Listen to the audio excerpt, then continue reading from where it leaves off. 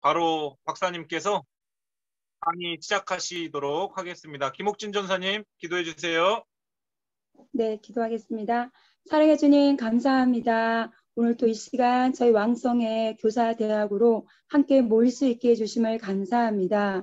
하나님 이 시간 하나님 저희 왕성의 교회를 하나님 교회학교를 기억하여 주시고 각 부서를 섬기며 또 하나님 섬기고 있는 귀한 우리 교육자와 모든 스태프들에게 성령의 충만함을 더하여 주시고 정말 다음 세대를 세워가는 하나님 귀한 모든 교육자 이하 스태프들 되어질 수 있도록 하나님 도와주시옵소서. 또 이제 여름 수련을 앞두고 있습니다. 하나님 그 모든 수련회에 함께 해주시고 계획들이 함께 하셔서 모든 수련회를 통하여서 우리 다음 세대 아이들이 하나님 말씀으로 무장되어지고 또 하나님 구원의 확신과 또 하나님의 자녀로 든든히 세워질 수 있는 귀한 시간들로 준비되어질 수 있도록 도와주시옵소서. 이 시간 또 5차 전면 교육을 통하여서 하나님 귀한 말씀을 나눌 터인데 하나님 귀한 강사 박사님이 함께 해주셔서 강하고 담대함과 성령의 충만함을 함께 해 주시고 귀한 말씀을 나눌 때 저희들이 그 하나님 귀한 말씀을 통하여서 하나님의 성경을 바르게 이해하고 또 하나님의 더 깊고 넓은 그 하나님의 뜻을 잘 알고 주의 말씀 가운데 저희가 하나님 더욱더 새로워질 수 있는 귀한 은혜의 시간들로 인도하여 주시옵소서. 이 시간 하나님 모든 우리 선생님들 가운데 피곤한 것들을 다 씻겨주시고 강건함으로 붙들어 주시고 또 잘 집중하여서 하나님 주의 말씀을 듣고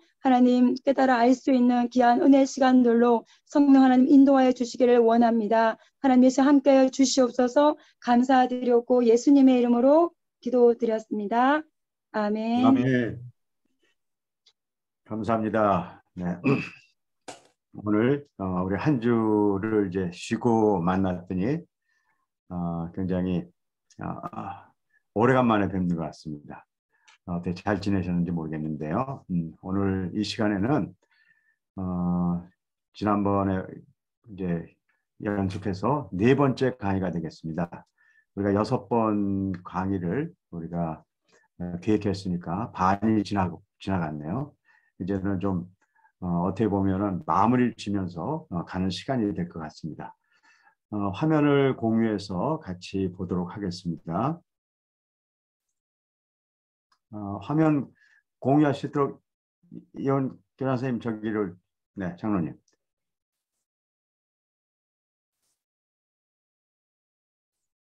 네 감사합니다. 화면 공유하겠습니다. 오늘 4강 성경은 약속의 책 이렇게 정했습니다. 우리 1, 2, 3강을 뭐 한 1, 2분 정도 그냥 간단하게 복습을 해보겠습니다. 1강에서 저희들이 다뤘던 것은 우리가 이제 이 어려운 시대 우리가 우리 교회가 교회 학교가 가야 될 가장 중요한 것 중에 하나는 우리가 성경으로 돌아가자. 이 성경으로 돌아가자는 것은 우리 모두가 뭐 항상 중요한 걸 알고 있고 또 여기에 대해서 우리가 고민 안 하는 분들은 없는 것이죠. 근데 우리가 이번에 성경으로 돌아가게 하자는 것은 여태까지 이야기했던 것에다가 한 가지를 좀 더 고민하자는 내용이 들어있습니다. 그거는 왜곡된 인식의 틀을 좀 잘 이해하고 성경으로 돌아가자는 것입니다. 제가 항상 그린 그림이지만 성경은 완전한 책입니다. 그래서 우리가 성경을 공부하는 것, 가장 완전한 우리가 책을 공부하는 것이죠. 하지만 이 성경에 문제가 있는 것이 아니라 성경을 보고 있는 우리들에게 문제가 있다는 것이죠. 그중에 가장 중요한 것, 성경을 볼 때 문제를 일으키는 것이 우리의 왜곡된 인식의 틀이고 이걸 제가 지적 색안경이라고 얘기했습니다. 그래서 이 색안경을 벗어버려야 된다는 것이죠. 이것을 다른 말로 이제 제가 다음번에는 인격에 대한 문제 좀 다루려고 그러는데요. 바른 인격으로 성경을 봐야 되는 것이지 우리의 이렇게 흩어진 인격으로 보면 성경이 왜곡될 수 있기 때문에 성경으로 돌아간다는 것은 성경을 열심히 본다는 것 플러스 나의 잘못된 인식의 틀을 잘 보정하고 본다는 것을 이야기하는 것입니다. 그렇게 하려면 구체적인 방법이 있어야 되는데 그 첫 번째가 센스 그룹으로 글을 읽어야 된다는 것이죠. 성경을 읽을 때 우리가 사선칙이라고 이야기하는 것입니다. 지금까지 계속 해왔죠. 이 강에 와서는 우리가 이렇게 성경이 잘 이해된다 하더라도 두 번째 우리가 성경을 보는데 가로막는 또 요인이 있습니다. 그건 뭐냐면 우리가 어떤 것들을 결정하고 판단할 때 내 중심으로 할 수밖에 없다는 것이에요. 그래서 성경을 보면서 중요한 것에 밑줄을 치자 그러면 각자가 자기 나름대로 중요한 것에 밑줄을 치게 돼 있어요. 그리고 중요하다고 얘기해요. 맞죠? 그 중요한 거겠죠. 하지만 그건 내 입장에서 중요한 것이고 성경의 저자인 하나님의 입장에서 중요한 것을 찾아야 되는데 여기에 갭이 있어요. 그래서 제가 이제 이런 것들이 갭이 생기는 몇 가지 뭐 샘플도 들어드렸고요. 지난번 3강 때는 예를 들어서 이런 거죠. 그냥 성경을 볼 때 부닥치는 또 다른 문제가 있다는 거죠. 예를 들어서 천국은 겨자씨와 같다. 이걸 우리가 이해가 돼요. 그 다음에 이제 두 번째, 천국은 이 밭에 숨겨져 있는 보화와 같다. 그리고 천국은 진주를 파는 상인과 같다. 이렇게 세 개가 나오면 많은 사람들 중에 세 번째를 천국은 진주와 같다. 이렇게 받아들이는 것이 상당히 많아요. 왜 그러냐면 이미 앞에 있었던 경험들 때문에 진주를 찾는 상인이라고 그러더라도 상인이 안 보이고 진주가 보이게 된다고요. 그래서 이렇게 내가 내 중심으로 이렇게 성경을 보는 입장에서는 그런 것들이 너무 많이 있기 때문에 성경에서 중요한 것을 밑줄을 치고 이것이 내가 중요한 것인가 아니면 저자인 성경이 중요하게 이야기하는 것인가를 고민하면서 성경을 보는 태도가 매우 중요한데 이것이 의식을 갖지 않으면 이걸 찾아내기가 어렵다는 것이에요. 그래서 우리가 밑줄치기라는 걸 통해서 내가 성경을 볼 때 내 중심으로 보고 있는 것인가 성경 중심으로 보고 있는 것인가를 항상 이렇게 찾아보면서 성경을 보는 것이 중요하다고 얘기했죠. 그 다음에 이걸 하면서 제가 꺽쇠 얘기를 했어요. 이건 스토리별로 읽어야 된다. 스토리별로 읽지 못하면 제가 요한 복음에서 우리가 같이 나눴지만 요한복음 이 1장에 9절부터 이렇게 한 16절까지의 이야기가 아주 짧은데요. 거기에 이야기가 4개 이상이 들어있다고요. 근데 그거를 그냥 하나의 스토리로 이렇게 접근해버리면 아주 그것이 혼동되게 볼 수가 있어요. 그래서 바로 이 저자가 중요하다는 걸 찾는 밑줄치기가 스토리별로 볼 수 있는 능력을 줘버려요. 그래서 성경을 보는데 굉장히 도움이 된다는 것이죠. 이제 세 번째, 지난주에 깊이 할 수는 없었어요. 이제 제가 요 3강은 조금 더 나중에 보완을 할 건데요. 성경을 전체로 보고 부분을 보아야 된다는 것이죠. 근데 우리는 성경을 볼 때 어떻게 보는 것에 익숙해져 있냐면 부분을 보고 그 부분을 가지고 이렇게 전체를 보려는 그런 시스템들을 갖고 있다고요. 근데 우리가 그냥 아주 흔한 우리가 아는 이야기예요.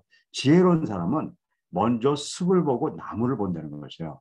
그래서 우리가 어떤 공부를 접근할 때 숲을 보고 나무를 보려고 접근하는 사람과 나무를 먼저 보고 숲을 보려고 접근하는 사람은요. 결과가 달라져요. 그런데 우리는 일반적으로 나무를 통해서 숲을 보는 공부들을 대부분 해요.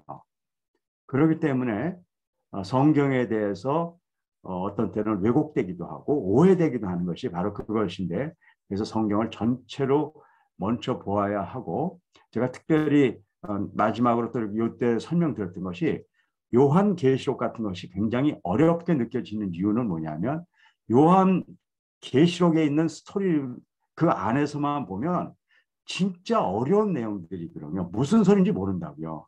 그래서 수많은 해석들이 나오고 많은 문제들이 사실 생겨왔어요.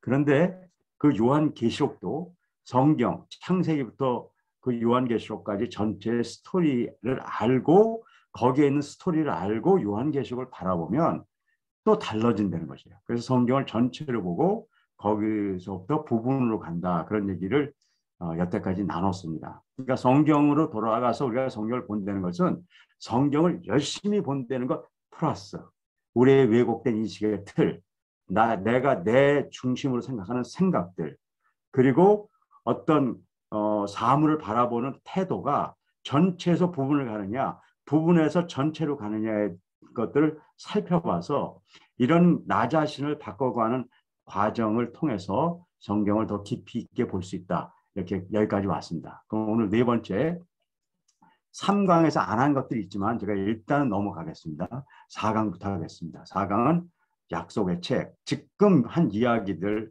스토리를 보고 가면 우리에게 보이는 것들이 있다는 거죠.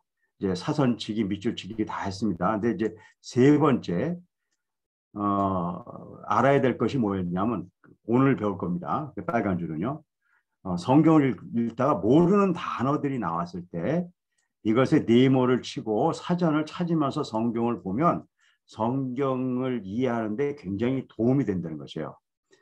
이것은 우리 한국 사람들한테는 익숙하지 않은 거예요. 한국 사람들은 뭐를 보면서 사전을 찾는 것에 익숙하지 않아요. 왜냐하면 학교에서 그게 뭐 이게 참 안타까운 건데 학교에서 옛날에 중고등학교를 다니면서 교과서라든가 참고서 중심으로 공부했기 때문에 모르는 게 있으면 그냥 교과서 외에 참고서 뭐 그다음에 뭐 옛날에 저희들은 전과라고 얘기했는데 그런 데서 그냥 이렇게 뜻을 알고 또 선생님이 뜻을 가르쳐주면 그걸 그냥 받아들이고 가요. 직접 사전을 찾아서 하는 훈련이 잘 안 돼 있어요. 그런데 제가 뭐 미국 사람들을 뭐 제가 더 좋게 본다 뭐 그런 거 아니에요. 미국 사람들이 하고 있을 때 저하고 좀 다른 점이 있더라고요. 어느 날 제가 있는 대학에 미국 교수가 편지를 쓰고 있었어요. 옆에서 이렇게 쓰고 있었는데 사전을 자꾸 찾더라고요. 그래서 아니 뭐 다른 나라 말로 하나 이렇게 봤더니 아니 영어로 하는데 사전을 찾더라고요. 그래서 제가 물어봤어요. 아니 당신 나라 말을 편지를 쓰는데 어떻게 사전을 찾아서 합니까? 우리는 그런 경우는 있지가 않은데 그랬더니 그래 우리 총장님은 그러신가 본데 저희는요 이렇게 하다가 요 단어를 쓰는 게 좋을까 저 단어를 쓰는 게 좋을까 똑같은 상황이라도 어떤 단어를 쓰는가 고민이 될 때는 사전을 찾는 게 익숙하다는 거예요. 그래서 그렇게 간다는 거예요. 그런데 저는 그때 굉장히 웃었거든요.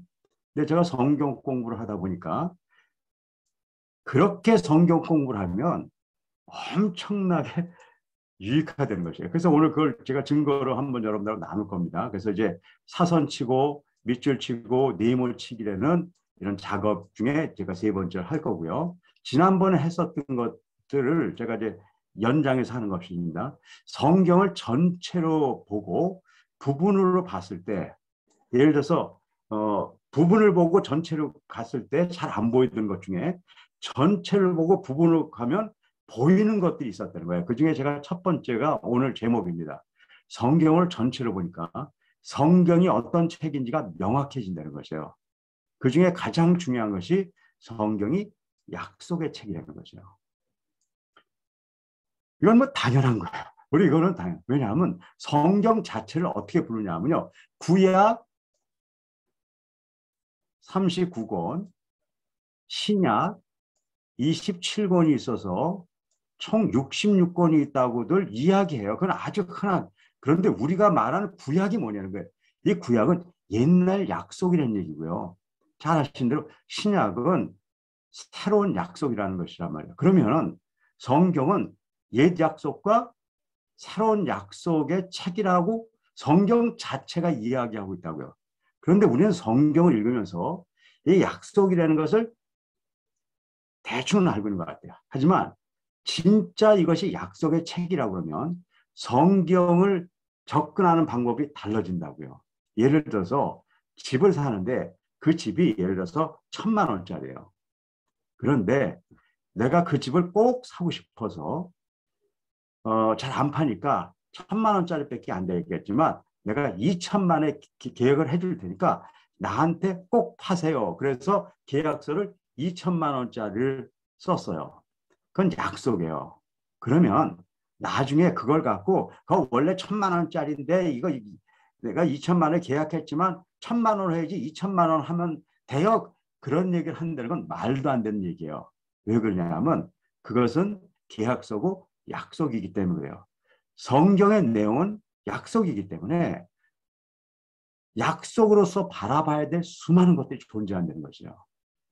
그것은 논리와 뭐 그런 게 아니라 약속이라는 개념을 놓고 바라봤을 때 성경을 정말 바르게 이해하는 데 도움이 된다는 것이에요. 그 제목이, 성경의 제목이 약속이에요. 옛약속, 새약속. 그렇다 그러면 성경을 전체로 봤을 때 아니 어떤 건 옛약속이고 어떤 것은 새약속이는 무엇인가로부터 사실은 성경이 시작돼야 돼요. 그런데 이 전체에 대한 구조를 생각하지 않고 그냥 수많은 이야기들을 하게 된다고요. 그래서 성경을 전체로 봤을 때 첫 번째 나타나는 현상이 뭐냐면 약속이라는 거고, 그렇기 때문에 성경을 볼 때 이 옛약속과 새약속에 대한 것을 명확하게 디파인하고 가는 것은 매우 중요해요.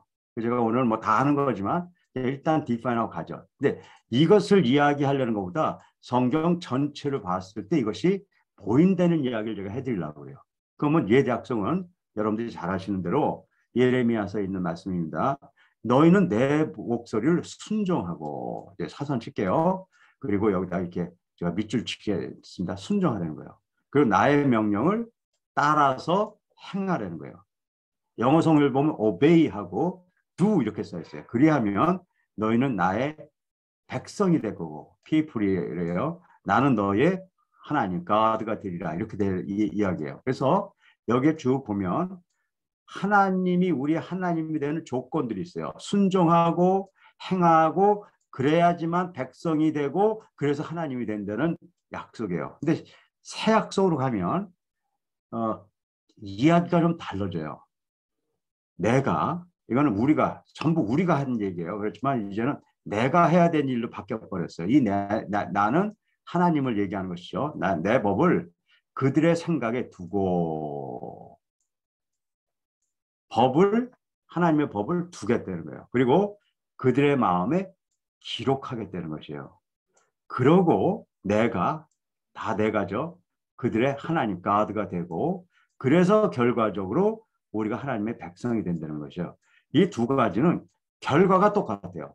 우리가 하나님의 백성이 되고 하나님이 우리 하나님이 되시는 건데, 이 앞의 조건은 완전히 바뀌어 버렸어요. 여기에서는 우리가 다 해야 되는 것이고, 뒤에 가면 하나님이 다 하신 거로 바꿔버려졌어요. 이 약속이 어떻게 보면 서로 다른 약속 같고 모순처럼 보이는 약속을 딱 놓고 신약 구약이라고 해서 두 약속을 우리가 주고 있다고요. 자, 이 모순이 일반적으로 해결되지 않아요. 하지만 여기에 예수님이 다 개입이 되면 그 다음엔 이야기가 완전히 달라져요. 이 두 가지가 뭐 이거 다 여기서 공부는 안 하겠지만 이 두 가지가 하나로 연결되고 이 두 가지가 합해져서 하나님의 놀라운 약속이 성취되는 걸 볼 수가 있다고요. 그래서 우리가 성경을 전체로 봐서 여기부터 시작해야 되는데 이거를 놔두고 부분으로 가버리는 경우가 너무 많다는 것이죠. 그래서 여기로부터 우리가 모든 성경이 시작돼야 되는 것이고, 이제 그럼 다섯 번째는 성경을 전체로 본 다음에는 상관관계. 이것이 전체라면, 이게 숲이라면 이 상관관계는 뭐냐면 나무가 되죠. 그래서 상관관계. 그러면 창세기부터 요한계시록까지 66권이 있단 말이에요. 66권이 있는데 그럼 66권의 스토리는 다 달라 보인단 말이에요. 다 달라 보이는데 실제로 전체를 놓고 보면 그렇지 않다는 것이에요. 이 성경이 창세기부터 요한계시록까지 모두가 예수님에 대한 이야기를 하고 있다는 것을 볼 수 있다는 것이에요. 바로 모든 성경을 예수님을 이야기하고 있고, 여기서 성경의 DNA라는 기본적인 개념을 여러분들하고 좀 얘기를 나중에 나눌 거예요. 그래서 이 상관관계를 통해서 모순됐다는 것들이 다 보이고, 결국은 예수님의 이 십자가와 부활의 놀라운 도로서 신약과 구약을 완성시키는 하나님의 놀라운 이제 그 비밀들이 성경에서 이렇게 찾아내게 되는 것인데, 이런 것들이 우리가 설명해서 가르칠 수 있다는 거예요. 필요하다는 것이에요. 그래서 우리가 그들을 잘 설명해서 가르치는 것이 중요하지만 또 한 가지 작업이 필요해요. 성경을 보면서 정말 그런지 확인되어져야 된다는 것이에요. 잘 아시는 대로 그 바울이 데살로니가 교회와 베레아 교회를 이렇게 비교해서 얘기하는 그 성경이 우리가 그 사도행전에 있습니다. 베레아 교회인들이 훨씬 더 고상하다는 거죠. 그래서 어떻게 하냐면 바울이 얘기할 때 정말 최선을 다해서 듣는다는 거죠. 고상한 사람이 하는 첫 번째 성경 공부에서 나타나는 행위입니다. 그건 뭐냐면 자기 혼자 잘났다고 하지 않고 남이 하는 이야기를 정말 철저히 듣는 것이죠. 그런데 그 뒤에 대반전이 일어나요. 그 베레아 사람들이 왜 고상하다고 이렇게 그 칭찬을 받았는가 봤더니 집에 가서 성경을 딱 꺼내더니 그 성경을 통해서 바울이 한 이야기인가 참인지 아닌지를 examine했다고 그래요. 그러니까 뭐 공부했다고도 볼 수 있고 뭐 성경 따라서 상고했다고 얘기하는데 철저히 상고했다는 거예요. 그래서 바울의 이야기가 성경의 말씀과 같은 말씀이기 때문에 그들이 믿었다는 거죠. 그런 의미에서 우리가 성경을 전체를 보고 부분을 볼 수 있는 이런 시스템을 갖는다는 것은 중요하다고 얘기를 드리는 겁니다. 그럼 이제 여태까지 한 공부들이 다 됐고요. 오늘 이 두 가지를 제가 좀 보충하겠습니다. 자, 첫째, 성경을 볼 때 이제 성경의 5차원 성경의 기본적인 프레임은 다 공부했어요. 오늘까지요. 그런데 하나 뺀 게 뭐냐면 모르는 단어가 있을 때 네모를 치고 사전을 찾아야 된다는 이야기는 무슨 얘기인가? 왜 성경을 볼 때 네모를 꼭 치면서 읽어야 되는가를 제가 지금부터 말씀드릴게요.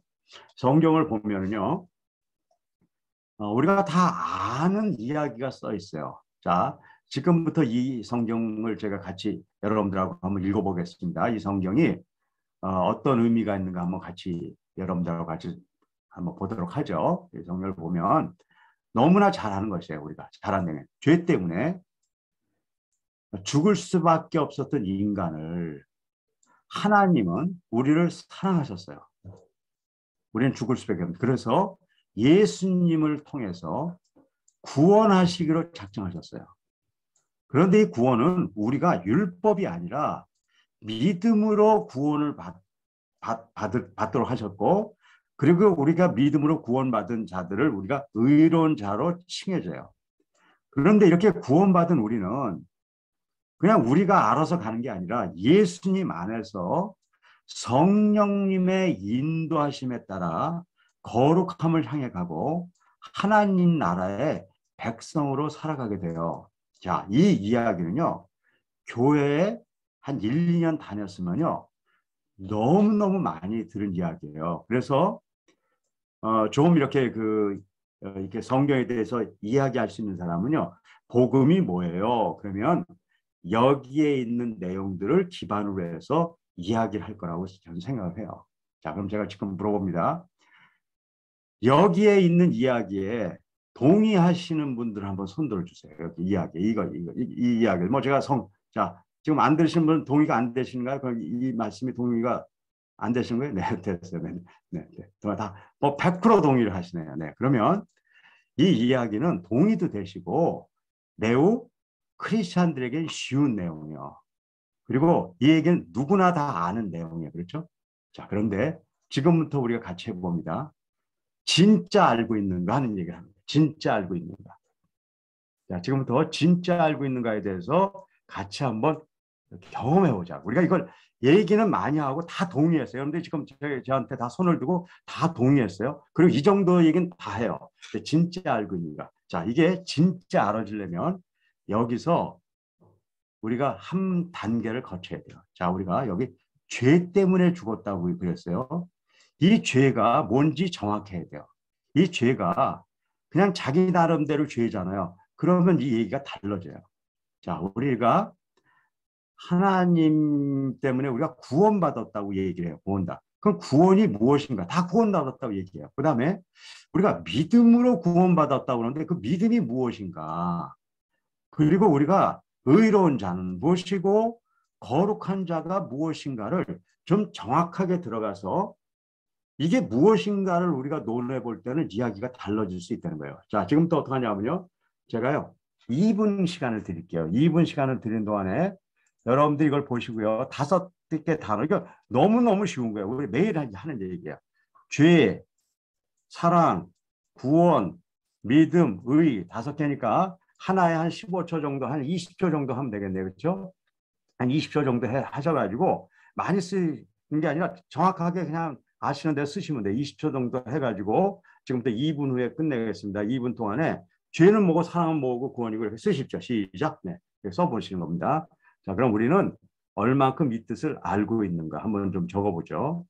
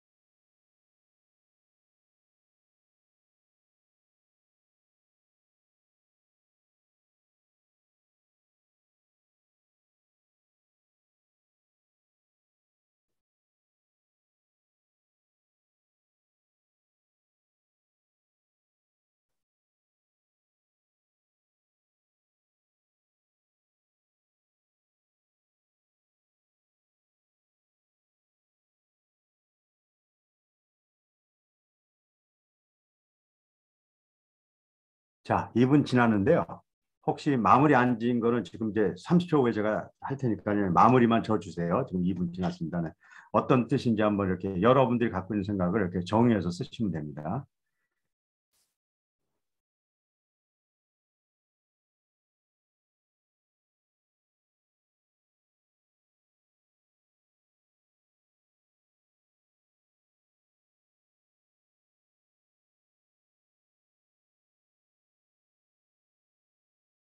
네, 여기까지만 하겠습니다.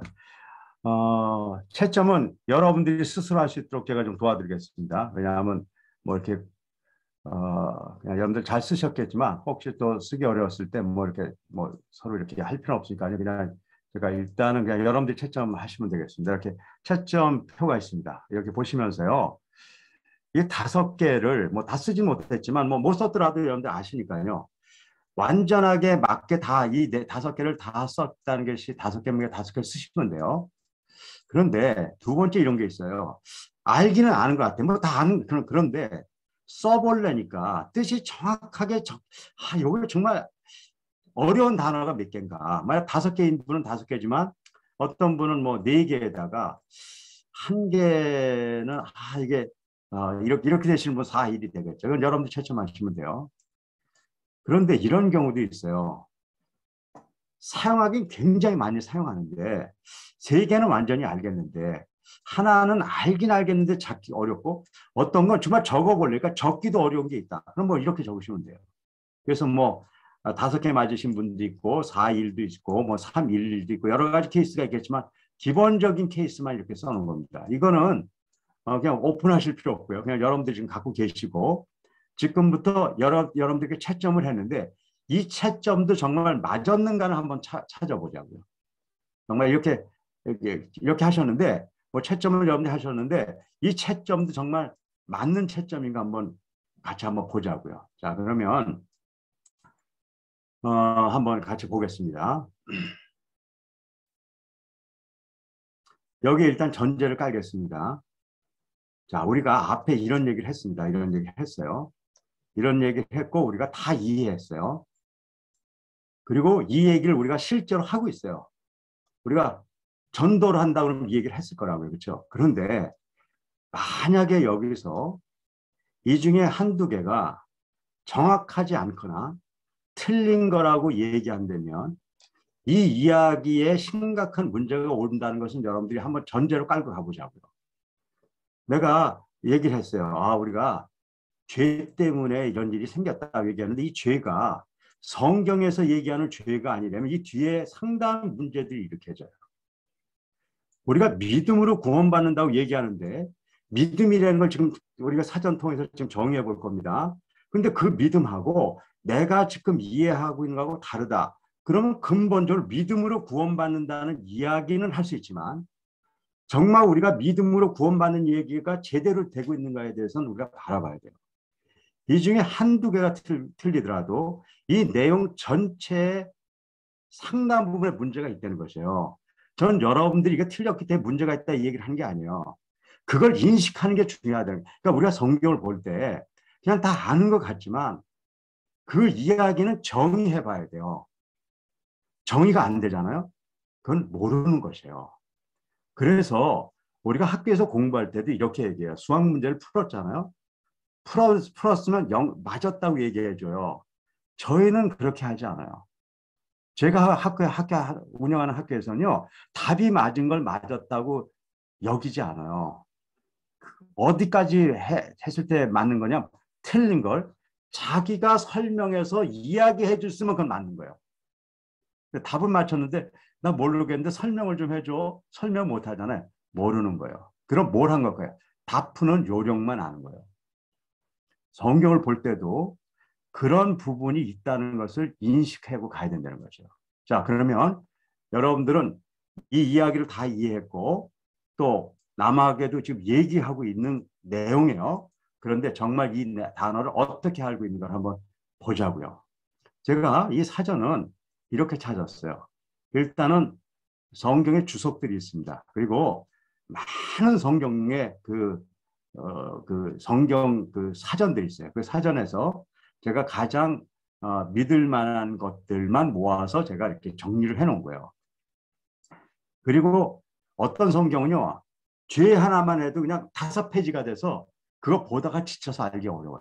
그래서 제가 그 중에 이렇게 정리했으니까요. 죄 하면 일반적으로 뭐 여러분들은 그럴 수도 있고 안 그러실 수도 있는데 아이들하고 얘기하죠. 여러분들 지금 아이들을 가르쳐야 되기 때문에 아이들의 입장이에요.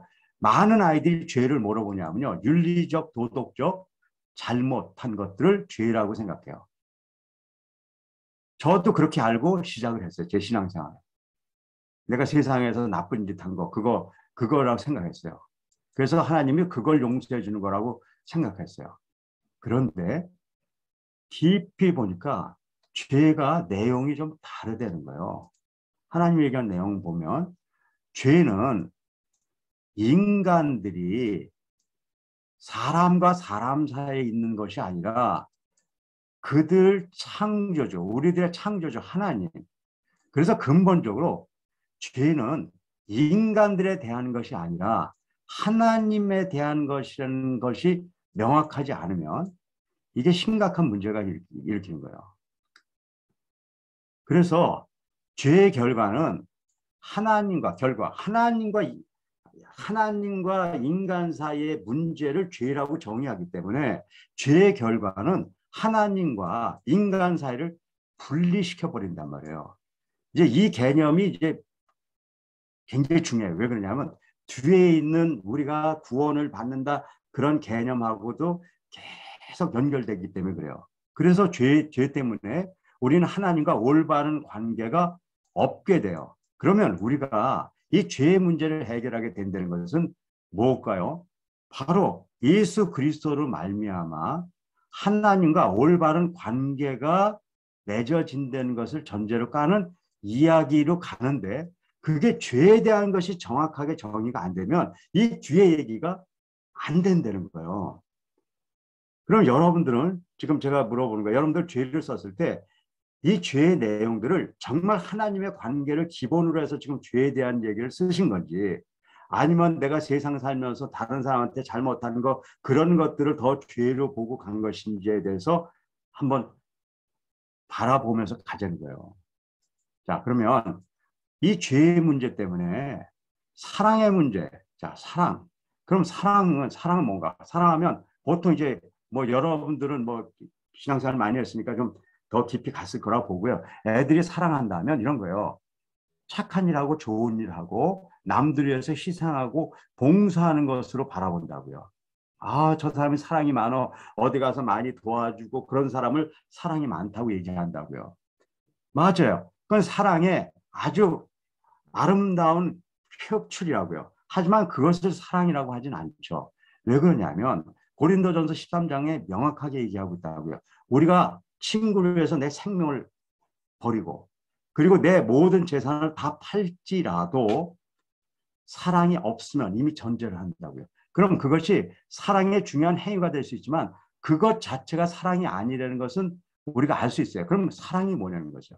사랑은 하나님에 대한 우리의 사랑이 아니라는 것이에요. 우리는 일반적으로 사랑하면 우리가 뭔가 사랑 많은 얘기를 하는데 그게 아니라 우리에 대한 하나님의 사랑을 특별히 강조하시는 거예요. 왜냐하면 하나님은 사랑이시기 때문에 그런 것이고 그래서 이 하나님의 우리가 열심히 노력해서 사랑하는 것이 아니라 하나님의 우리에 대한 그 사랑에 대한 것들을 우리가 진짜 알게 되고 그리스도 안에서 우리가 그 하나님의 사랑이 다시 드러나는 것이 사랑이지 우리가 이제 예수 믿으니까 착한 일 해야 되겠다 해서 나타나는 그런 것들이 사랑이 아니라는 것들을 명확하게 이야기한다고요. 그래서 사랑은 우리로부터 오는 것이 아니라 하나님으로부터 오는 것이라는 것을 정확하게 얘기하는데 혹시 사랑을 많은 착한 일을 한 것으로 우리가 지금 정의되고 있는 것인지 이 부분이 들어가 있는 것인지는 중요하다는 것이죠.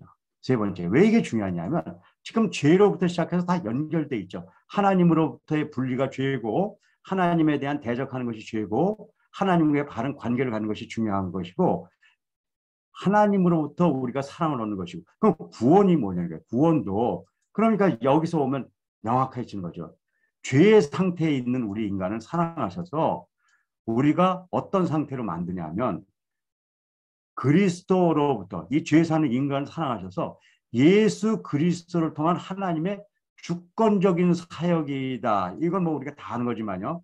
그래서 결국은 우리가 구원을 받는다는 것은 죄로부터 해결되기 때문에 하나님과 바른 관계를 유지해가는 관계라는 것들을 우리가 구원이라고 정의하셨는지를 한번 잘 정리해 보자는 것이에요.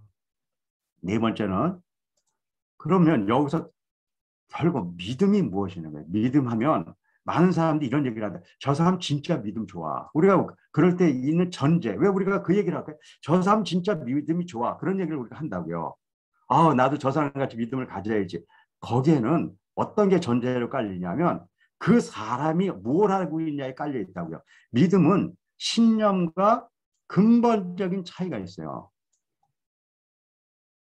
믿음이라는 것은 어디서 오는 거냐면 믿음은 들음에서 나고 들음은 그리스도의 말씀으로 말미암고 우리가 그래서 지금 성경을 공부하는 거죠. 왜 그러냐면 여기서 믿음이 오는 것인데 이 믿음은 우리 쪽에서 나올 수 있는 것이 하나도 없다고요. 그래서 어떤 사람이 믿음이 좋다는 디파인을 하는 것이 무엇 때문에 디파인 했느냐가 중요하다는 것이죠. 우리가 만약에 저 사람은 믿음이 좋아 그 디파인이 무엇이냐는 거예요. 자, 그런데 하나님으로 어떤 믿음을 우리가 디파인 할 수 있을까요? 하나님으로 온 믿음을 우리가 어떻게 알고 저 사람은 믿음이 좋은 사람이라고 이야기할 수 없잖아요. 그래서 믿음은 실제로 이렇게 표현하죠. 믿음은 true to fact 이렇게 얘기해요. 일반적으로 true to fact. 그러니까 사실에 대한 그러니까 사실에 대한 진실이라는 거죠. 이거를 이제 좀 쉽게 얘기하자면 제가 웃고 있습니다. 그럼 사실은 웃는 거예요. 그러면 진실이 뭐냐면 기쁨이에요. 웃으니까 기쁨이에요. 근데 그렇지 않을 수 있어요. 내가 속으로 너무너무 슬퍼요. 그런데 제가 그걸 보여주고 싶지 않아요. 그래서 제가 속으로는 겉으로는 웃어요. 하지만 내 속에 진실은 슬픔이에요. 그럼 truth, 진리, 진짜 진리는 뭘까요? 진짜 진리는 그 팩트 숨어 있는 진실이라고요. 팩트는 우리가 볼 수 있어요. 그런데 숨어져 있는 진실을 보는 것은 쉬운 일이 아니에요. 그렇기 때문에 믿음을 어떻게 정의하느냐에 따라서 정말 우리가 구원받은 믿음이냐 아니냐에 대한 얘기를 할 수가 있는 것이죠. 그래서 이제 이 부분이 중요하고 이제 마지막 의죠. 이제 뭐 오늘 아주 여기 나왔기 때문에 찾은 거예요. 항상 의 학생들하고 해보면요 다 또 앞하고 비슷해요. 다 연결돼요. 뭐 선하게 일하고 착하게 하고 뭐 이렇게 그런 얘기들을 많이 한다고요. 근데 진짜 그러냐는 거예요. 성경에서 얘기한 의가 그것이냐는 거예요. 성경에서 의롭다고 하는 것은 율법의 행위에 있지 않고 믿음으로 되는 것을 우리가 인정한다고 해요. 그러니까 의로움을 얘기할 때 겉에 보이는 많은 행위로 이야기한 것이 의로운 사람에게 나타나는 것일 수 있지만 의롭지 않은 사람에게도 나타날 수 있는 것이기 때문에 의에 대한 정의는 달라져야 돼요. 왜 그러냐면 믿음은 의는 믿음으로부터 오는데 이 믿음은 그리스도로부터 믿음으로써 하나님과 올바른 관계를 갖게 되는 것이 의로운 것이기 때문에 이게 앞하고 다 연결되어 있잖아요. 어떤 성경을 보더라도 다 연결되어 있을 수밖에 없다고요. 우리 인간에게 보는 면에서 의로 표현하고 구원으로 표현하고 이렇게 표현되는 거지 하나님대적인 그 법칙에 있어서는 서로 모순될 수가 없다고요. 그러니까 지금 5가지의 완전히 다른 것처럼 보이는 컨셉을 봤는데도 그 5개 안에는 완전히 일관성 있는 하나님의 정의들이 움직여지고 있다는 것이에요. 제가 오늘 뭐 이 얘기 설명드리려고 하는 것이 아니기 때문에 제가 말씀드리는 건 이런 거예요. 지금 이렇게 한번 사전을 살펴보니까 정말 우리가 이야기하고 있던 앞에 한 이야기가 정말 이런 얘기를 하고 있었던 것이는 거예요. 다시 읽습니다. 죄 때문에 죽을 수밖에 없는 인간. 지금 죄의 문제를 다뤘습니다. 하나님은 우리를 사랑하셔서 예수님을 통해서 구원하시기로 작정하셨고 우리는 율법이 아니라 믿음으로 구원을 받으며 의로운 자로 칭해져요. 구원받은 우리는 예수님 안에서 성령님의 인도하심에 따라 거룩을 향해 가고 하나님의 백성으로 살아간다고 이렇게 얘기했는데 죄, 사랑, 구원, 믿음, 의 지금 이 5가지만 살펴봐서 더 살펴보면 더 많은 것이 있겠지만 여기에 한두 개가 개념이 달랐다. 그러면 이 이야기의 내용 자체가 바뀌어버린다니까요. 실제로 그래서 여기에 빈칸을 한 것은 자기 생각으로 이걸 한번 이렇게 풀어서 적어보라 그러면 이 복음의 글은 똑같은데 내용은 달라버리는 경우를 너무나 많이 발견하는 거예요. 그렇기 때문에 성경을 볼 때 내가 안다고 생각하는 단어도 한번 이렇게 네모를 쳐보고 고민하고 그것을 알아보려는 그런 노력이 없이 성경의 내용을 계속 읽어간다는 것은 우리가 다시 한번 생각해 볼 내용이 되는 것이에요. 그래서 성경을 읽을 때는 사선 치면서 읽어야 되고 밑줄을 치면서 내 생각인지 하나님의 생각인지를 바라봐야 되고 네모를 쳐서 내가 혹시 세상에서 갖고 있는 관점을 갖고 성경을 지금 보고 있지 않는가 살펴봐야 된다는 것이에요. 이것은 계속 제가 얘기했지만 지적인 훈련이 아니에요. 이건 지적인 훈련이 아니라 내가 성경을 어떤 관점으로 보고 있느냐에 대해서 계속 체크해 봐야 된다는 거예요. 나는 이해하면서 성경을 보고 있는 것인가? 나는 혹시 내 생각만을 보고 있는 것이 아닌가? 내가 내 생각으로 내용을 바라보고 있는 것이 아닌가를 체크해보고 그것을 보완해 나가는 시스템들을 가져야 된다는 것이에요. 그래서 여기까지 이제 가는 것이 중요합니다. 자, 그럼 이제 마무리 좀 줘드릴게요. 자, 이렇게 하고 나서 성경을 읽게 되면 최종적으로 우리가 성경에서 알아버리는 게 있어요. 그것이 성경의 DNA입니다. 성경의 DNA라는 개념만 잘 이해하면 이게 무슨 뜻인지는 이해할 거예요. DNA는 뭐냐면요. 유전자 정보라고 합니다. 그러니까 유전자 정보는 뭐냐면요. 인간이 있는데 인간의 이 모양이 된 건 DNA의 정보 때문에 인간이 돼 있는 거예요. 그런데 이 DNA가 어떻게 이렇게 생물체 이렇게 존재하는가를 봤더니 너무너무 재미있게 존재되어 있는 거예요. 어떻게 되어 있냐면 이 DNA는 특별한 데 가 있지 않는 거예요. 어떻게 하냐면 우리 인간의 몸 전체에 다 분산되어 있어요. 그래서 어떻게 되냐면 머리카락을 탁 띄어서 거기 DNA를 분석하면 인간이 만들어지는 DNA가 거기 있어요. 발톱을 딱 펴가지고 고기를 딱 펴면 거기에 DNA가 머리카락에 있는 인간을 만드는 똑같은 DNA가 있어요. 쥐라기 공원이라는 영화가 있습니다. 그게 좀 공상 만화 같지만 과학적으로는 굉장히 정확하게 만들어진 영화예요. 거기서 공룡을 어떻게 만들었냐면요. 쥐라기 시대에 공룡이 있었어요. 근데 그 공룡이 그 시대에 뭐 모기가 있었느냐 뭐 그런 모르겠는데 어쨌든 그 공룡의 피를 빨아먹은 모기가 이렇게 호박이라고 그래요. 이렇게 어디에 이렇게 갇혀가지고 그냥 화석이 됐어요. 그런데 그 시대에 그 모기를 꺼냈어요. 그래서 모기를 이렇게 분석해 보니까 거기에 혈액 안에 뭐가 들어있냐면 공룡 피를 빨아먹었잖아요. 그런 공룡 피 안에 DNA가 들어있어요. 그래서 그 DNA를 분석해서 그걸 갖고 공룡을 만들었다는 거예요. 우주에 본질적인 어떤 그 본체가 있잖아요. 그럼 그것이 각 요소들의 DNA로 나눠져 있어요. 똑같은 개념을 제가 얘기하는 겁니다. 성경에 진리가 있어요. 성경에 진리가 있잖아요. 그런 그 진리는 어떻게 나눠져 있게 되냐면요. 창세기에도 그 진리가 있어야 돼요. 근데 창세기는 성경의 진리가 없어. 그럼 성경이 되면 안 되는 거죠. 아니, 그거는 우리 얘기가 아니라 하나님이 성경 줬는데 창세기에 DNA가 있어야 돼요.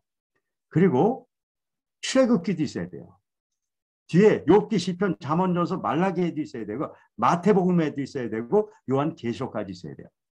그러면 성경 전체를 관통하는 DNA, 어디서나 발견되는 DNA가 뭔가 성경 전체를 읽어보면 우리가 동의할 수 있는 DNA가 존재해요.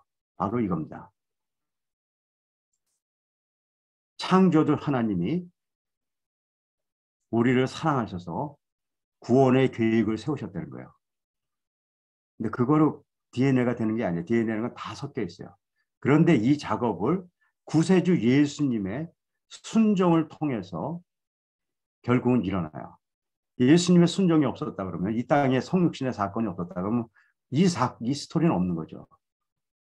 십자가와 부활이라는 놀라운 순종을 통해서 구원의 시작이 일어나요.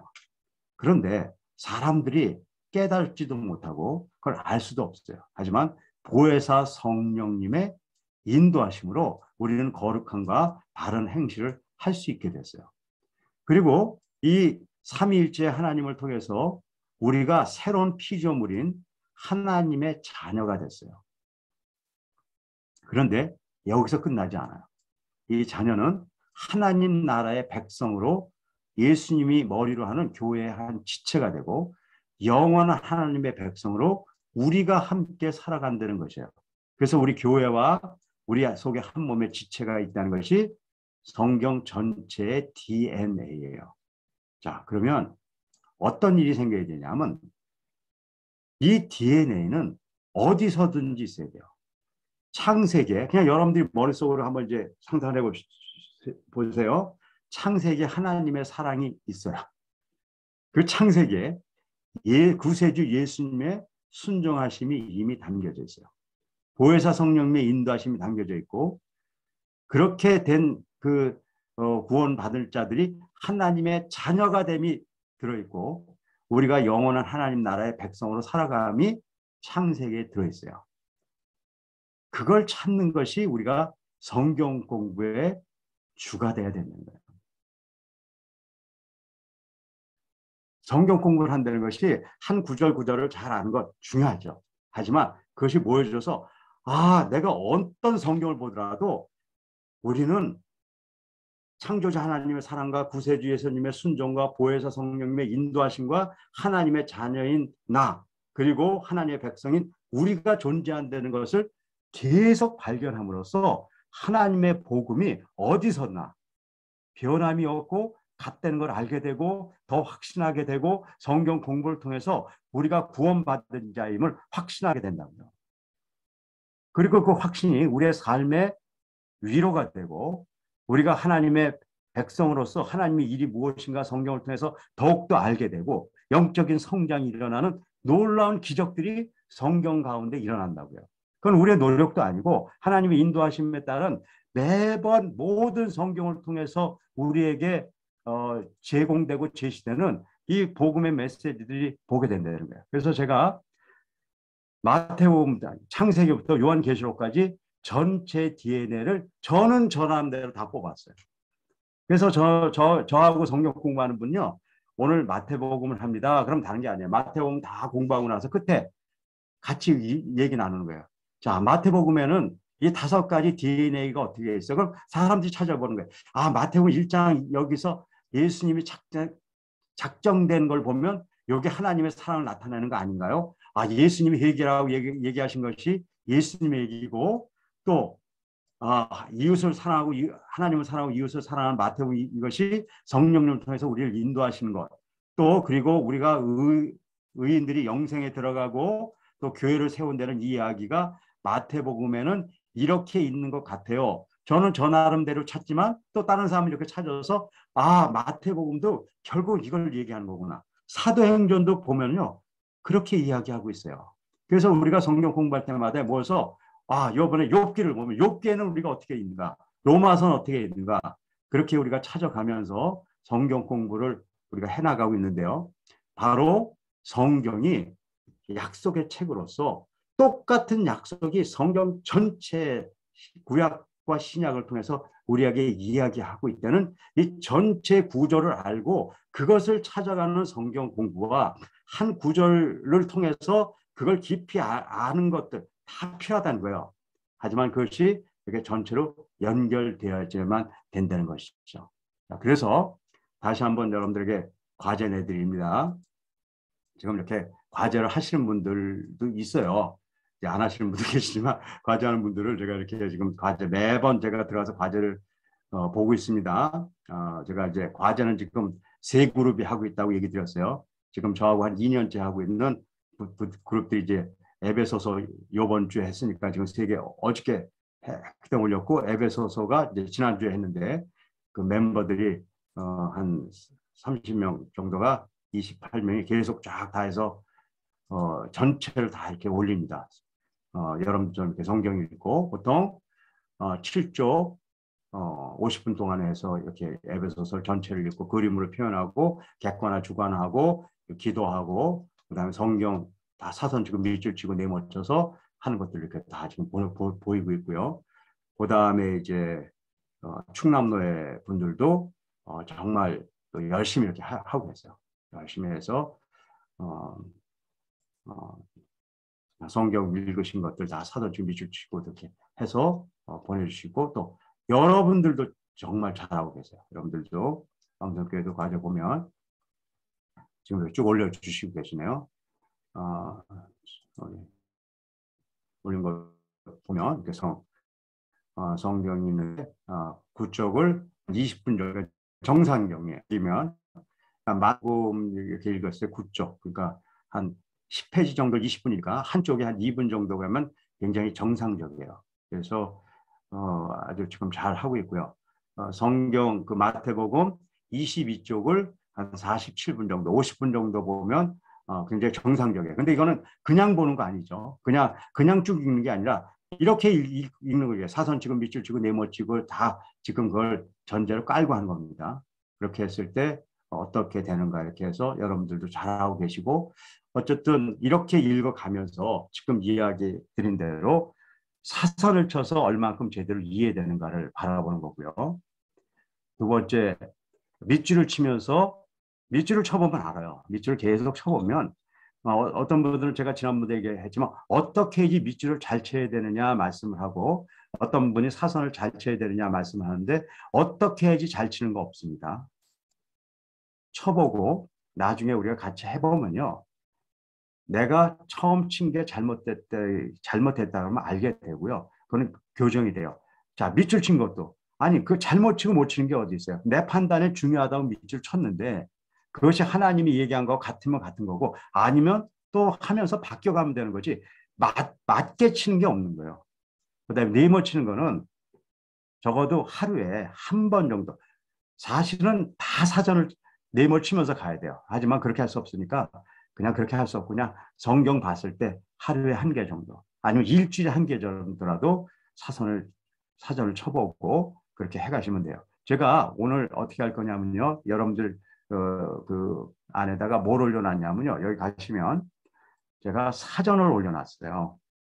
여기 보면 자료실에 가면 5차원 한글 성경, 영어 성경, 사전이 어디 올라가는데, 여기 사전 하나 없네요. 제가 어디다 올려놨는데, 제가 25가지, 성경에서 꼭 알아야 될 25가지의 성경을 제가 이렇게 사전을 만들어 놨어요. 그래서 그거는 적어도 아셔야 돼요. 그게 정확하게 안 되면, 왜 그러냐면, 복음 안에 주로 나오는 이야기들만 제가 정리를 했어요. 일단 우리가 복음을 전할 때 정의가 잘못돼서 잘못된 복음을 전하면 안 돼요, 우리가요.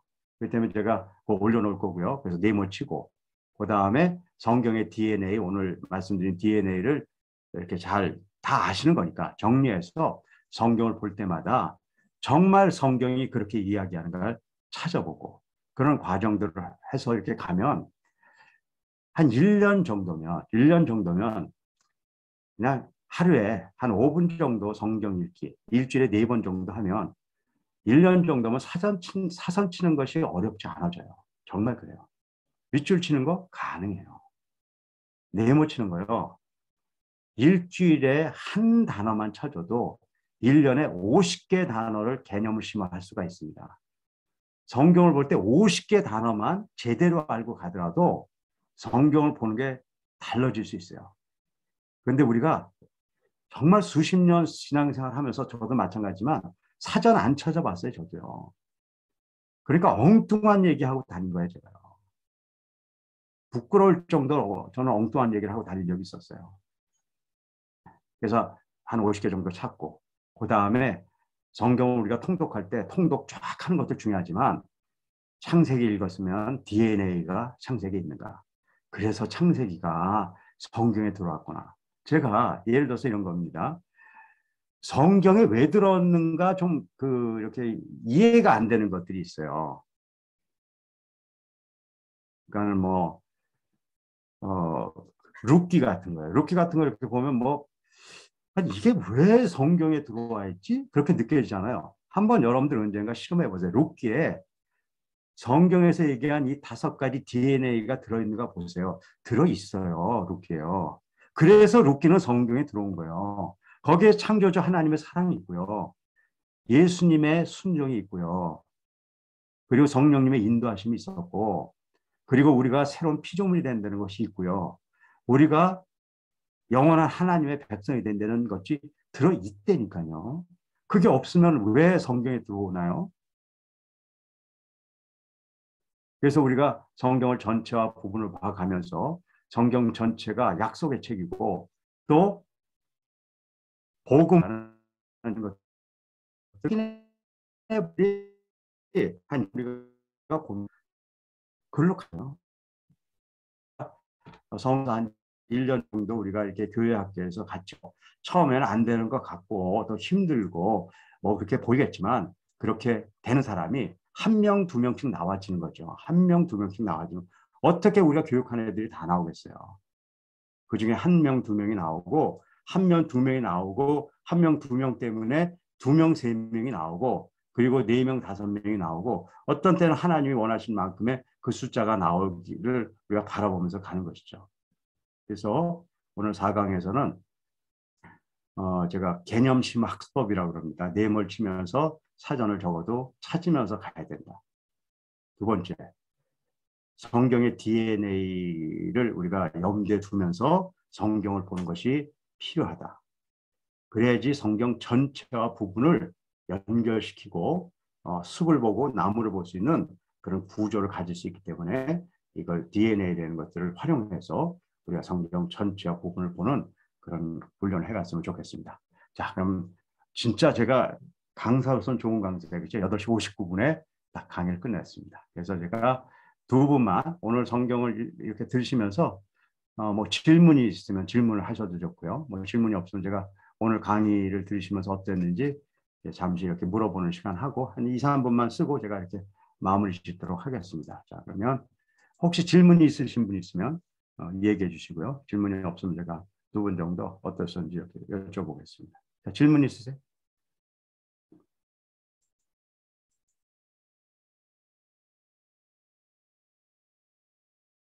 네.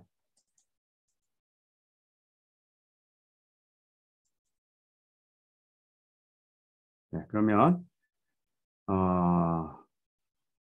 없으신 거로 생각하고요.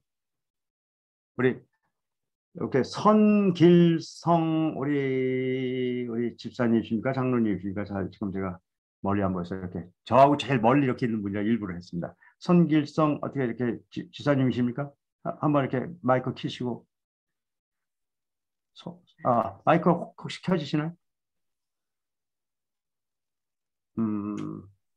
네. 안 되시면은 한번 트라이 보시고요. 안 되시면 뭐 괜찮습니다. 편하게. 네, 잘 안 되네요. 그럼 그 위에 우리 선길성 집사님 위에 계시기 때문에 오시면 유자, 선자, 주자 이렇게 유선주 선생님 보이는데, 네, 뭐 제가 잘못한 게 아니라 선길성 집사님 위에 있기 때문에 제가, 네, 어떻게 들리세요? 네. 네, 유선주 집사님이십니까? 아니요, 청년입니다. 청년이야, 네, 미안해요. 뭐 우리 유선주 선생님, 그럼 선생님이라고 할게요. 오늘 강의 들으면서 어떤 생각을 하시면서 좀 들으셨나요? 뭐 말씀 읽거나 이제 큐티 할 때 이제 사선 치는 거는 배웠으니까 이제 그런 센스 그룹을 분별하면서 하는 거는 어느 정도 이제 생각을 하고 하면서 성경을 읽었었는데, 약간 이런 단어, 그러니까 사전적 정의가 아니라 성경적인 정의에 대해서 좀 자세히 생각해 본 적이 없는 것 같아가지고, 오늘 이 이제 5가지 의미를 정리해 보는 시간을 가지면서 조금 이런 부분에 더 집중해야겠다라는 생각을 새롭게 가지게 된 것 같습니다. 네, 아주 좋은 생각이시네요.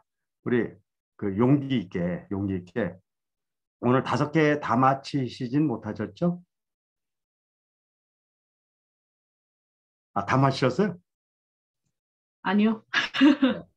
물어보진 않을 거예요. 그냥 저 그럴 거라고 보고. 근데 그 틀린 한두 개가 굉장히 치명적일 수 있다는 거를 이렇게 깨달으셨다는 건 굉장히 중요한 거예요. 잘하셨어요. 한 분만 더 할게요. 김혁종, 임규선 이렇게 그 두 분이 같이 계신 보기가 너무 좋네요. 우리 유선주 선생님이 여성이었으니까 우리 김혁정 우리 집사님이신가요? 장로님이신가요? 어쨌든 오늘 강의 들으시면서도 네, 김 집사님 어떠셨어요? 오늘 강의 들으시면? 네, 저도 이렇게 성경을 읽으면서 이렇게 그 개념이나 단어에 대해서 좀 알고 있다고 생각했었는데 막상 이렇게 오늘 정의를 내려보려고 하다 보니까 쉽지 않다는 게 네, 느꼈고 제가 좀 잘못 알고 있다라는 그런 생각도 느끼게 되는 시간이었던 것 같습니다. 네, 너무 좋네요. 왜냐하면 뭐 틀리고 그런 게 좋은 게 아니고 우리가 그런 것들을 다 아까도 얘기했잖아요. 저는요 굉장히 오랜 동안에 잘못된 개념을 갖고 이렇게 살아온 경험이 있었기 때문에 정말 그게 저한테는 아주 어떤 때 등이 이렇게 오싹할 정도로 내가 어떻게 이렇게 했지?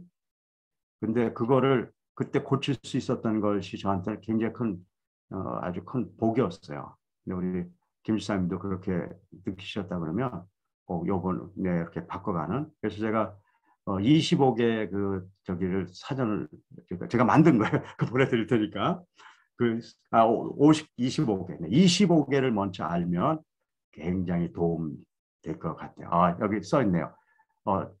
5차원 한글 성경에 들어가면 성경 개념 사전이 들어있대요. 5차원 성경 제가 놓아놨군요. 네. 그래서 이미 들어가 있네요. 저도 그럴 거라고 생각했는데. 오늘도 여러분들하고 같이 좋은 시간을 가져서 감사하고요. 한 주간 승리하시고요. 어쨌든 여러분들 우리 왕성교회 하나님의 놀라운 기적들이 일어나는 일이 여러분들에게 있기를 바라면서 오늘 이야기를 다 마치도록 하겠습니다. 네, 감사합니다. 네, 우리 강의해 주신 원 박사님께 큰 박수 한번 보내주시면 감사합니다. 우리 이수명 목사님께서 마무리로 기도해 주시고 나가는 것으로 하겠습니다. 기도하겠습니다. 전능하신 하나님 아버지 감사합니다. 귀하고 복된 시간일 줄로 믿습니다. 원동현 박사님을 통하여서 하나님의 나라, 하나님의 큰 일을 더욱더 세밀히 알 수 있게 하나님 지혜로 허락하시고 무엇보다도 인간의 연약함에 눈을 뜨게 하심에 감사드립니다. 오늘 우리가 배운 모든 것들이 더욱더 주님과 함께하며 주님을 깊이 알아가는 귀한 방법론을 하나님 알게 하셨사오니 우리의 삶 가운데 주님의 눈으로 세상을 바라보게 하시고 주의 말씀을 깊이 있게 깨달아서 하나님이 이 시대 가운데 우리에게 원하시는 것이 무엇인지 깨닫고 그 말씀대로 순종하며 나아가는 이 귀하고 복된 우리 왕성교회 성도들 또한 이 자리에 함께한 모든 우리 성도분들 될 수 있도록 주여 붙들어 주시옵소서.